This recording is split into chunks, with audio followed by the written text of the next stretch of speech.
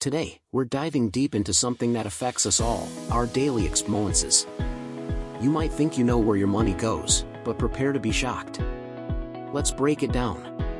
Did you know that the average person spends over $5 a day on coffee alone? That might not sound like much, but over the course of a year, it adds up to over $1,800. And that's just the beginning.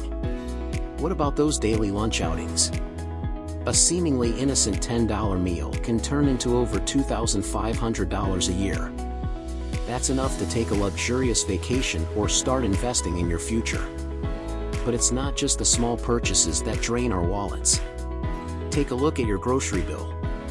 Did you know that you could be spending hundreds, if not thousands, more than you need to? Generic brands often offer the same quality at a fraction of the cost.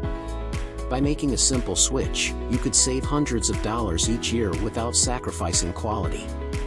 Now, here's the shocking truth. These everyday expenses might seem insignificant on their own, but when you add them up, you could be throwing away thousands of dollars each year without even realizing it.